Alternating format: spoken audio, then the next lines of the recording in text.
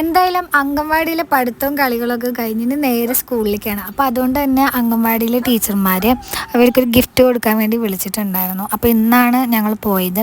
അപ്പോൾ അവിടെ എത്തിയപ്പോൾ ദിവസം എൻ്റെ ബെസ്റ്റ് ഫ്രണ്ട്സൊക്കെ വന്നിട്ടുണ്ടായിരുന്നു. അപ്പോൾ എല്ലാവരും കണ്ടിട്ട് എന്താണ് ഇപ്രാവശ്യം ഭയങ്കര നാണം കുണുങ്ങിയിരിക്കുകയായിരുന്നു. കുറച്ച് ദിവസമായിട്ട് എല്ലാവരും കണ്ടിട്ട് അതായിരിക്കും ചിലപ്പോൾ. അപ്പോൾ എന്തായാലും നമ്മുടെ ആശാ വർക്കർ വന്നു. സെന്നൊരു ചെറിയ ഗിഫ്റ്റൊക്കെ ടീച്ചർ സെറ്റ് ചെയ്ത് വെച്ചിട്ടുണ്ടായിരുന്നു. അപ്പോൾ ഗിഫ്റ്റൊക്കെ കൊടുത്തു. ആകെ 3-4 പിള്ളേർ പോകണുള്ളൂ കേട്ടോ. അപ്പോൾ ടീച്ചറിന് താങ്ക് യു ഒക്കെ പറഞ്ഞിട്ട് ആശാൻ വേഗം തന്നെ പോവാണ്.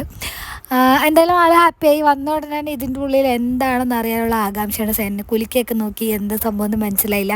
എന്നാൽ വേഗം തന്നെ വീട്ടിൽ പോയി പൊട്ടിച്ച് നോക്കാമെന്ന് പറഞ്ഞാൽ ആശ വേഗം തന്നെ അവിടെ നിന്ന് ഇറങ്ങി. റോക്കറ്റ് വിട്ടാൽ വീട്ടിലേക്ക് പോകണുണ്ട്. നമ്മുടെ വീടിൻ്റെ ബാക്കിൽ തന്നെ കേട്ടോ. അപ്പോൾ പിന്നെ ഞങ്ങൾ വീട്ടിലെത്തി. അവൻ പാക്കറ്റൊക്കെ തുറന്നു നോക്കിയപ്പോൾ സംഭവം കളർ പെൻസിലും പിന്നെ ഒരു ചെറിയൊരു ടിഫിൻ ബോക്സൊക്കെ ടീച്ചർ ഗിഫ്റ്റ് കൊടുത്തിട്ടുണ്ട്.